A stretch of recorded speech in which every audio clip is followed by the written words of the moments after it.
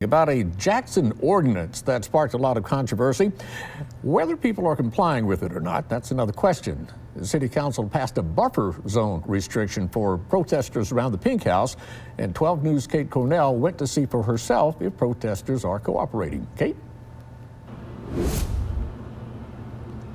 Walt, the way this ordinance works is that you cannot approach anyone walking in or out of the clinic within 8 feet without their consent, and you cannot approach the building itself within 15 feet. It went into effect on October 31st.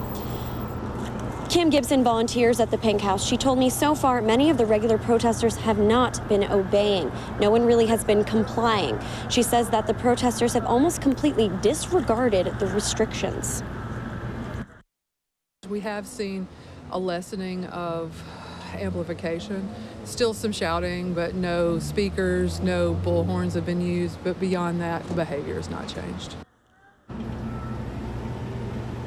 Gibson says that they have reached out to Jackson Police to ask for additional support, but they have not yet reciprocated. We also asked JPD if they would like to comment on this matter, but so far we have not heard back either. Live in Jackson, Kate Cornell, 12 News. Hey, thanks, Kate. First at 5, we have an update for you on the recent ordinance passed by the Jackson City Council. The ordinance is designed to create a physical buffer between pro-life protesters and patients at the Pink House, the only abortion clinic in Mississippi. 12 News' Kate Cornell is live at the house. Kate? Melanie and Byron, the clinic just closed barely a minute ago, so there's no protesters out there right now, but there were plenty when I was there earlier today this morning. Volunteers like Kim Gibson told me that the bulk of the usual protesters have not complied with the new ordinance. This ordinance requires protesters to not be closer than 8 feet from anyone walking in or out of the clinic, and not to be closer than 15 feet from the clinic itself. Gibson says that they reached out to Jackson Police, and the support they have received was the bare minimum.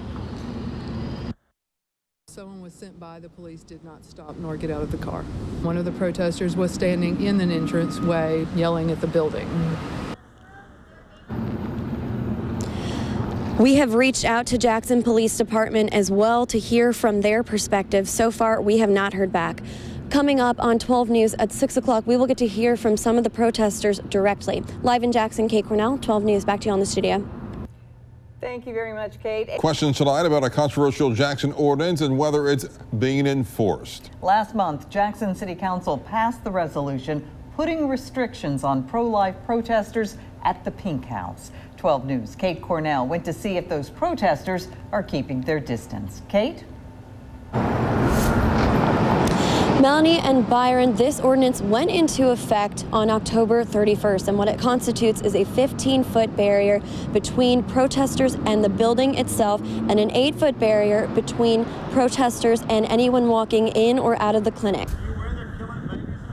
On Wednesday morning, a familiar sight outside the Pink House in Fondren.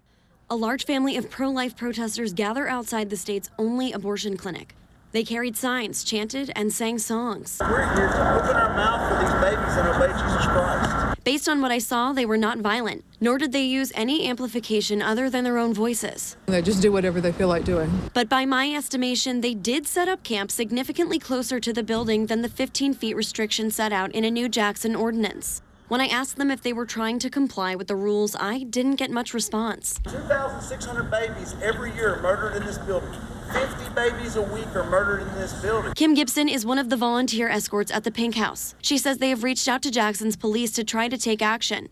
She tells me so far they have not done so. Someone was sent by, the police did not stop nor get out of the car. One of the protesters was standing in an entranceway yelling at the building. Gibson says the solution that she and other volunteers are looking for is simple. I would like to see proper enforcement of this ordinance as passed.